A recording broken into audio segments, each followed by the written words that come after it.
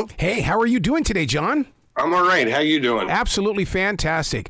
Dude, we got to talk about this album, Light 'Em Up. My God, you guys embrace real rock and you push us forward. That's cool, man. Thank you. So, obviously, you've heard the whole record. I have, and we're going to talk about every song if you don't mind.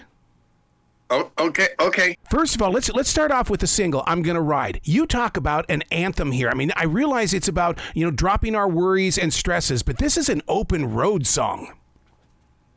Yeah, that's, again, I ride, so it's one of those things, if you ride a motorcycle, you kind of got to be really super aware of everything that's going on around you. And unfortunately, people don't pay much mind to people on bikes, but it really is one of those things. There's something about riding a bike. Like if you're having stress or your boss is giving you crap or your wife or whatever, you can just get on a bike for whether it's 30 minutes or 30 days, it's just wind in your hair, no real destination in mind, just ride. And then, once you get home, your head is clear and you're ready to tackle the world again. Is that the reason why the songs have that rhythm to it? Because it feels like that it's an engine. The speed of each and every song has its own kind of a source of speed to it. Yeah, I think, for me, when we write, it's weird because a lot of people ask me, personally, how I write songs. Do I write the lyrics first and then the music to that? Or do I write and for me, it's always worked in a manner where I listen to the music and I just kind of get a vibe. It's the weirdest thing. Like I'll literally be listening to the song, the page is blank, and I listen to the song, and then all of a sudden I just start seeing it's almost like storyboards for a movie or vignettes from a video. Do you know what I mean? Like I just start seeing things, and then it's like, oh, yeah, okay, that's what I want to write it about. I had that feeling, that vibe, because I had started working on that song when I was out of the Daisies. Wow. And oddly enough, I worked on it with Keith Nelson, who used to be in Buck Cherry. Now he's he's got his own studio. He's a producer and songwriter. And so I started working on it with him, and I came home and I just put music down. I didn't have any lyrics. I didn't have, the song was a bit different, but I listened to it and I called him. I said, hey, dude, I think I'm going to just write this song about riding a bike. And he goes, okay, because he rides as well. He goes, well, what are you going to call it? And I was like, initially I was just like, Ride. Yeah. But then we looked at it. I showed it to Marty. I put it in Dropbox folder when we started working on this record. It wasn't finished. And we definitely altered the song quite a bit. But, took parts out, added things, did all this other stuff. And then when I told Marty what I wanted to write it about, I sat down and worked on the lyrics with Marty, and we called it I'm Gonna Ride. And again, it's just, we're inundated 24 hours a day, 7 days a week with bad news and just TV and just all this garbage. So we just said, you know what, dude, let's make it about clearing your head and just getting away from the stress or the, everyday mundane shit that drives us all crazy. So that's what we wrote it about. Just clearing your head and getting out on the road with no destination in mind. When you talk about building a song like this, all of a sudden it reminds me of the song Times Are Changing, because the way that the song builds up, my heart is going, here comes the vocals. God, here they come. And then all of a sudden you start singing it and it all comes together as a solid tune. But I mean, I love the song Times Are Changing.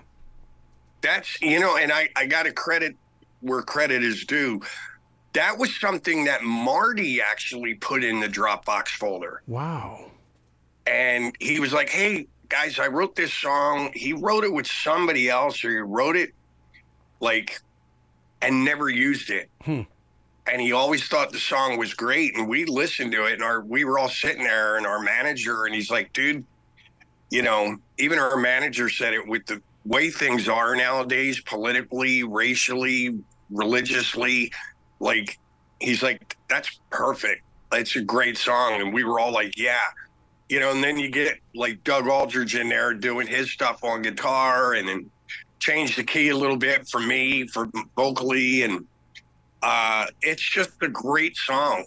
You know what I mean? Yeah. So that one was, it's another cool song, that we were just like, man, this thing kicks ass. And lyrically, it's pretty relevant to a lot of stuff that's going on right now. Are you guys sitting in the same room when you're building these songs? Because I wish I could have been a fly on the wall when you were putting together I Want to Be Your Bitch, because there's a uniqueness about this song that I know that the new age of classic rock has got to be jumping on, because they're opening up the door for people just like the Dead Daisies. Yeah, and that's the thing about the Daisies. First of all, we've always done our records are really quick. Yeah. But again, every other band that I was in, there was maybe like one or two writers. Do you know what I mean? Whatever. But this thing, it's weird. Like, even with guys like, in the past, we had Dean and Brian Tish. Everybody writes. Yeah. So what we do is we'll normally get together. We've got a Dropbox folder. We start pulling ideas out of the folder. And then we're all set up in a room, drums, bass, guitars are blaring. I'm screaming in the corner. Marty's there. He's yelling things. We're all yelling stuff. And, like when I say yelling, we're just throwing ideas out there to see what sticks. And the songs come together really quickly. And so historically, every studio record that the Daisies have done that I was involved in, we did it in a month or less. Wow. And this one, oddly enough, is even cooler. Like, we actually did 2 records in 29 days this time. So we did what was Light 'Em Up, but part of the process was we came here to Nashville. We started writing and recording here, and then we all crossed a bucket list thing off of our list, and we packed up and we went south to the legendary studio, Fame Studios in Muscle Shoals. Oh my God. Wow. Where that whole Muscle Shoals thing started. Yeah. And we were down there for maybe 8 days, 9 days, something like that. And then we came back and finished at Marty's again. But we went down there, and while we were there, we recorded Light 'Em Up during the day, about 5:30, 6 o'clock. We would take a break, eat dinner. We'd have our Jameson, our wine, vodka, whatever. And then we'd just get back to work, and we started jamming. And we kind of, in the process, we were doing like all these, like, just cool jam songs, like, but blues. Yeah. So we were like, you know what? Fuck it. Let's record this. And we literally recorded 10 classic standard blues songs. And then we went back to Nashville and we finished Light 'Em Up, so we did Light 'Em Up, wrote it, recorded it, mixed it, and mastered it. And the blues, we didn't write the songs, but we rearranged them, and we did do some writing on it. Mm-hmm. But we recorded, mixed, and mastered an entire blues album as well. Now, is that the reason why I keep hitting repeat on these songs? Because you guys didn't sit there and do it again, because it's so fresh to hear. Well, so what we do, like when I say we're in the room bashing ideas out, I call it making a map. Yep. So what we'll do is we'll kind of figure out, like, okay, that's the beginning, there's the verse, there's the chorus, a bridge or solo, whatever, and then there's the last chorus and there's the ending. So we get a map together, and then once we've all agreed Marty included. Okay, that sounds pretty good. Then what we'll do is we'll just go in and like I'm kind of scatting. I have no lyrics, but I'm just kind of scatting the vocal. And we'll go in and we'll lay down like 3-4 takes of each song. Wow. But it's live off the floor. And then we save those, and then Marty will listen back to them and go, I really like take 3 on this one or take 1 on that one and whatever. And then we start building on that take. And when I say building, it's normally just Doug doing his guitar solos, and then I just go off into a room and I just close my eyes and listen to the track and start writing lyrics. Wow. And then at which point, like, now this time the guys actually left and went back to their, respectable homes or whatever. And I stayed and just started singing all the songs with Marty. You know what I mean? Yeah, I do. But we did both records, dude, in 29 days. God. How did you put the special effects of making it sound like that it really goes back in time with the song Back to Zero? Because I really feel like that we're going back. You've got that vibe in there. Back to Zero's funny, man. It was a riff that Doug had. Doug had that riff from the chorus. I don't know if the chorus, if you want to call it a chorus, whatever. The chorus part of that, Doug had the riff, and then we just started jamming it again. Came up with a map. And then Back to Zero is just a phrase that my wife and I use. And I think if you're in a relationship or married, you'll understand what I'm talking about. But, in the beginning of a relationship, you meet a girl and you're like, oh my God, it's so fun. You can't wait to see her. Like your car can't go fast enough to get to her house.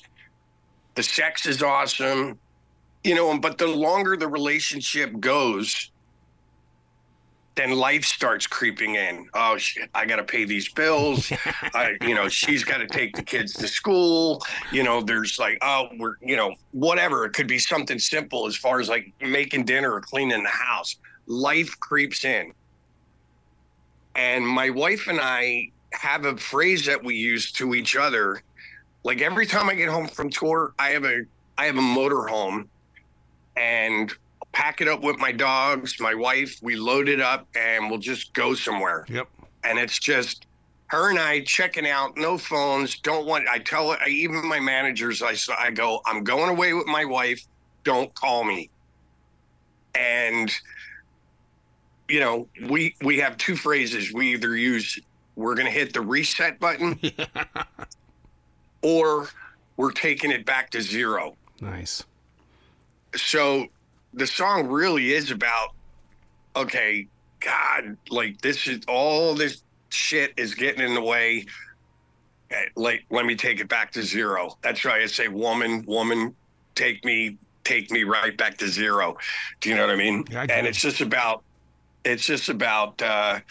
checking out of life for a minute and just taking your significant other out on whatever, date night, date week, date month, whatever, and just hitting reset. Yeah.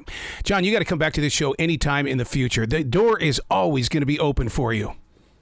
Thank you, buddy. Well, congratulations on this brilliant album, man, and I cannot wait to see you guys live as you hit the road. Yeah, we're actually, oddly enough, I'm leaving Monday, heading to the UK. We're going to hang out over there for a couple days, do some rehearsing because we haven't seen each other for a bit. So we're going to rehearse for a couple days, and then we kick off our UK tour on the 6th. The album comes out the 6th, Light 'Em Up, and then take a little break, and then we're back over to Europe in November, right up to the holidays, and then it's Happy New Year 2025, onward and upward. I love it. Well, you be brilliant today, okay, sir? I'll try.